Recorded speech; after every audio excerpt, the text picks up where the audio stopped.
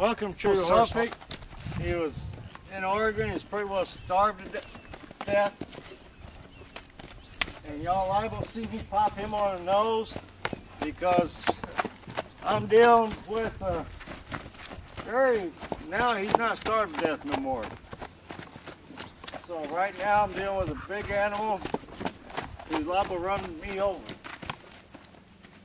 Like right there, he's too close. He's too close. There. And I just tapped him until I get a reaction and I quit. I've seen more people get hurt doing the lovey-dovey thing.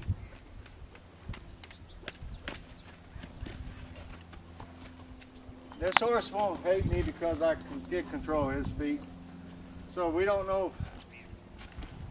Like next, what did you decide to name him? Barney. Barney. Oh, original. Barney the Sufferer. But anyhow, so he came in. Me and Nikki sort of having a discussion which way we want.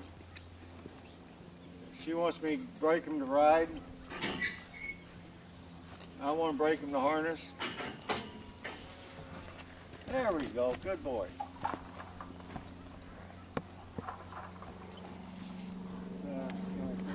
Yeah, might want to do that.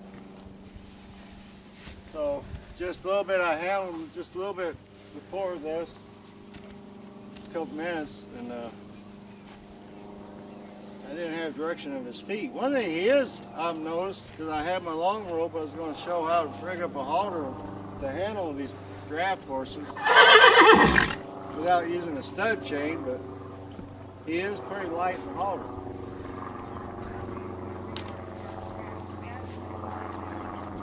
So this one, like I said, is 7-year-old, and we're pretty sure he hasn't been handled much.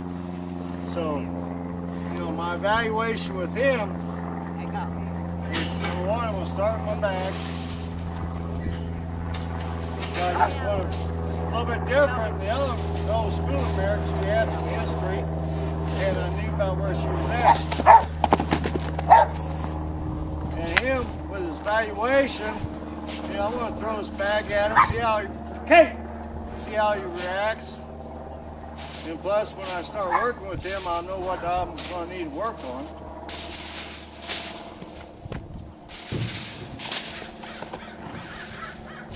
So I'm just going to get that bag out there. Try to lead him into it.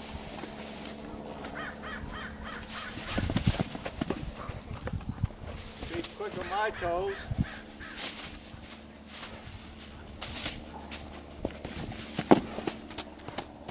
Now I'm using my long arena whip for this on the bag so I can stay out of the way. Because if he's not liking this bag, I got plenty of room to, with him focus on that bag, I don't have to worry about him getting me because I got out. And you notice I'm not really sort of getting out of his way. I'm staying put as much as I can. We was working a horse yesterday and the person was helping me. The horse never had a back girth on. The horse started bucking, and she did the right thing. She didn't move. She stayed right there where that horse knew where she was at the beginning. Because a lot of times what you do, if you run away, you're going to run right into that horse because that horse knew where you was at.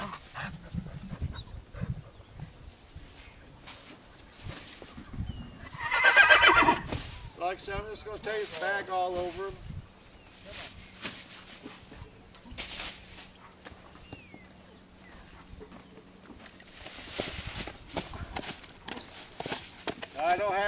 I've had experience with Clydesdales, I've had experience with Shires, I have experience with Belgians who loves to go over fences.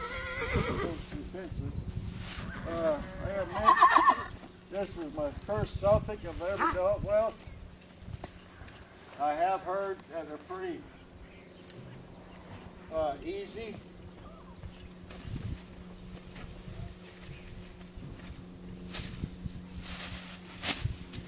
He got accustomed to his bag pretty quick, and that's why I'm looking, seeing how fast he reacts and calms down.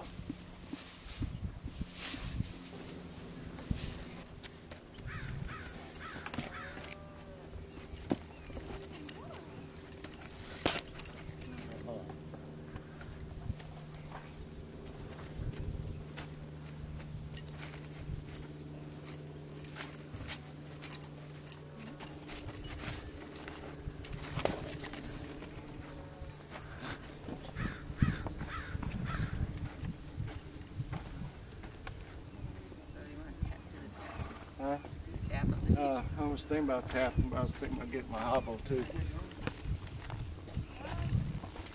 Now a big horse like this, what I will do, just for, you know, this is going to be a combination training and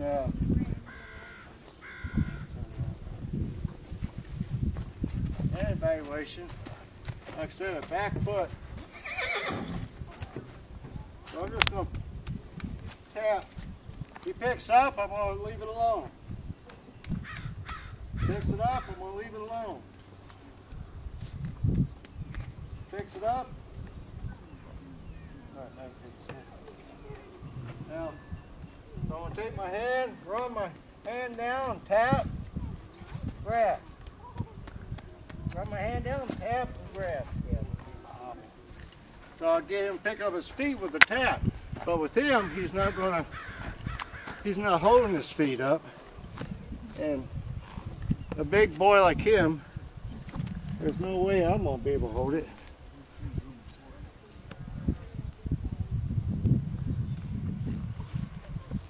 So what I'm going to do, usually I've got a hobble in the back of my truck.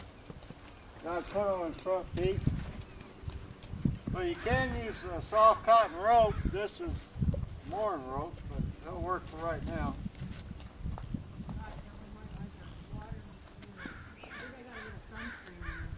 It's not bad about picking it up. He knows he don't have to hold it up.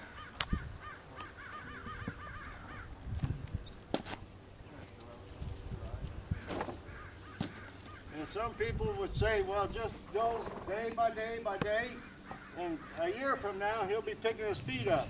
Well, what about trimming his feet in between now and then? So what I'm going to do, well, here's my rope.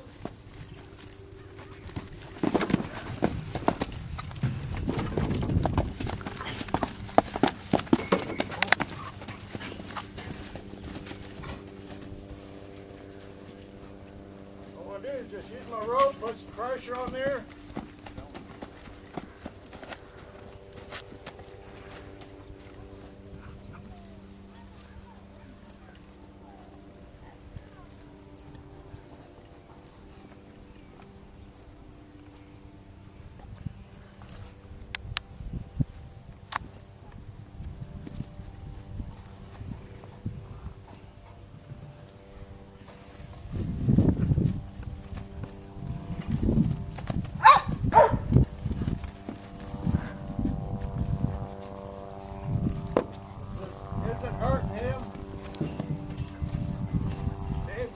Watch myself so I don't get stepped on.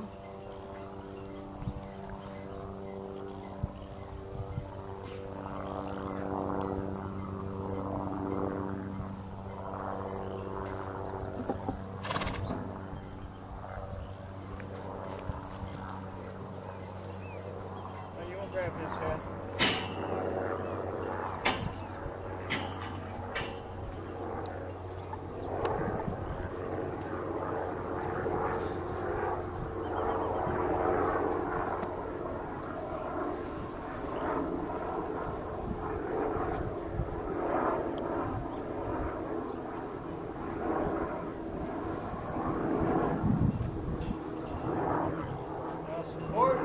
Like right now, me and Nick, Nick stays on the same side I am.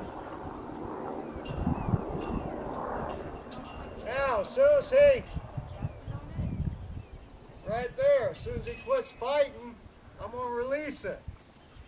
So I'll get back in.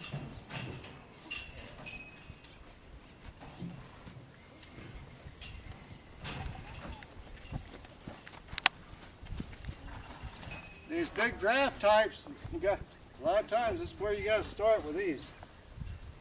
I'm going to pull up, let them feel a little bit. Like I said, ideally I usually have a hobble on that foot. My hobbles I got right there, he stops. I want to hold a little bit longer each time, and I'm going to let him have it back. Now, what I'll do, hold on just for a second. Now, I work with just a little bit so you pick up that foot with a touch of this. So I'm going to incorporate it. These draft horses, if you teach them to pick up their own dang feet, you'll be better off. So I got my rope here ready. I'm going to tap. He picks up, and I'm going to take the pull. And I don't care how high I got off, as long as I got it off the ground. And get over here a little bit closer, I'll pick it up. I'm going to give it back to him.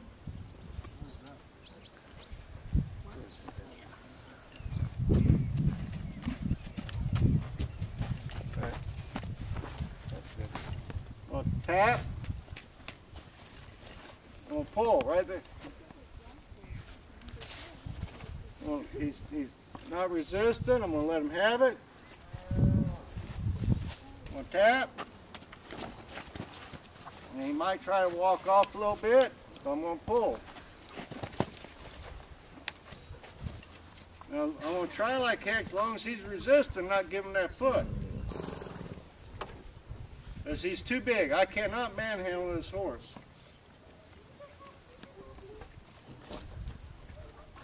All right, take a step forward. Try to face him this way. Yeah. And also, the benefit from this, doing this way, if he ever got his foot caught in the fence or something, he's not going to hurt himself. Well, tap.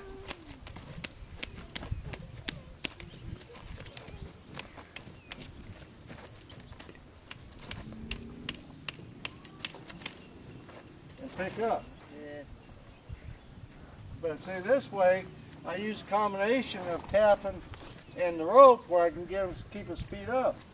Now, I would do that to all his front feet. Like I said, I prefer me.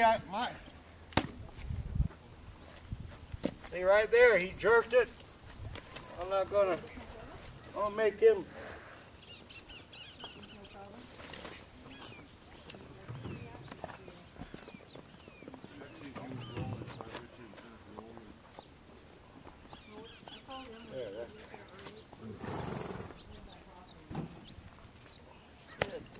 Now I would do that to his other foot. Now hind foot. I'm just going to go grab his hind foot. So what I'm going to do is open my lariat real open instead of even trying to get over, pick up his foot. And if I can, if he'll back up.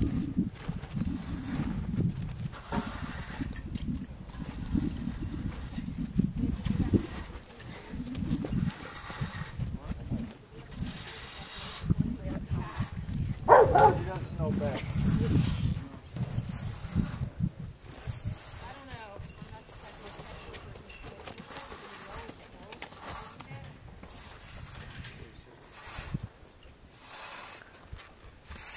So I'm going to hope.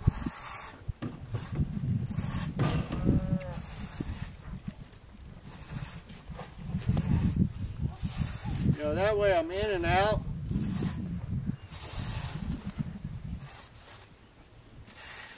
And like I said, the guy who was asked, I got a draft horse that don't want to pick up their back feet. This is where I'll start. Now right now, go ahead and let him move out a little bit. If he goes on a big circle, it's fine. I'm just going to put a little pressure on him. Not a whole lot, just a little bit so you can feel it.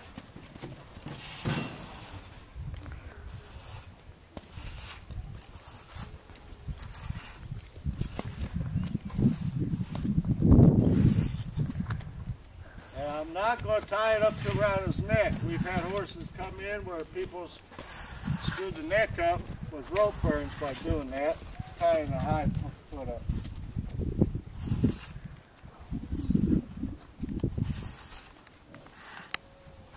So I'm just going right now. I'm just going to pull and release.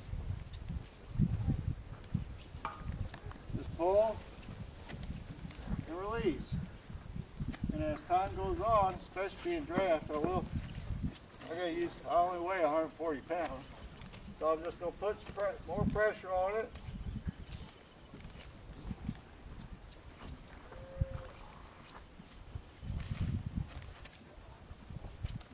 So right now, the only place he can get the release of that pressure is pick that foot up. Now when he kicks out, I'm not trying to hold it. I am keeping some pressure on there, but not enough to break him. Now right there he got soft. So before I try to pick his foot behind him, I'm going to utilize this rope. I'm going to get in position here. I'm going to be facing this way. I'm going to put my hand on the hip. I'm going to come down. I'm going to pull on my rope. I'm going to get my hand under there. I'll pull on my rope, get my hand under there.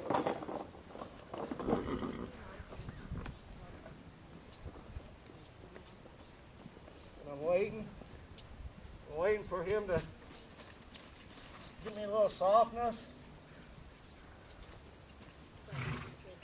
I got hold of his toe there.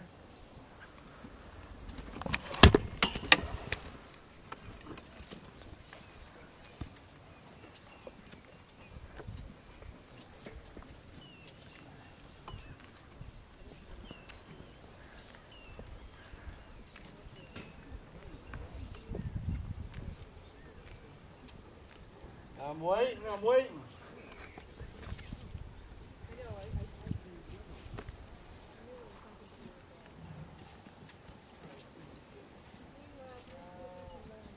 Yeah, that was better.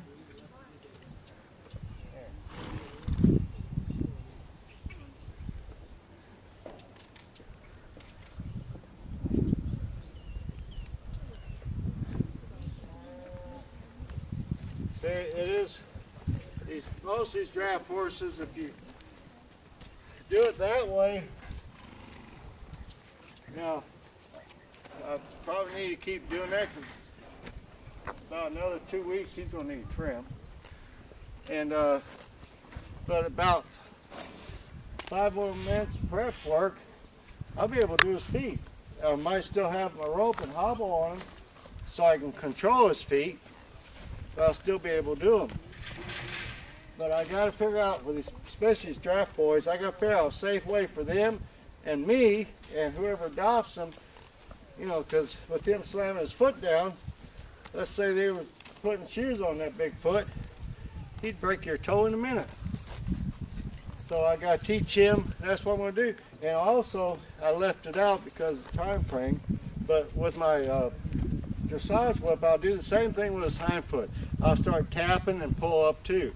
So actually, I like to teach him to pick up his own feet. And it's real simple. Now, this a little bit more harsher rope than I use, but want to use. But so for y'all out there, I would recommend either get a hobble, cut the link out, and just use one side of it. And you don't mean your hobbles are broke, because like mine, I makeshift my hobbles. I cut a link out, and then I got a heavy clip in them so I can split them up if I have to. But if you got to go like the hind feet, if you're worried about it kicking, get you a real heavy, probably about 3/4 inch cotton rope, about 20 foot long, and put you some kind of clip, or just weave a loop on one end, and you use that. You take it over the hip and then make them back into the loop. And just get them pick up that foot by pressure of the rope. And that way you can control how long it holds it and everything else. Because us trying to do it by hand with these big boys ain't going to happen.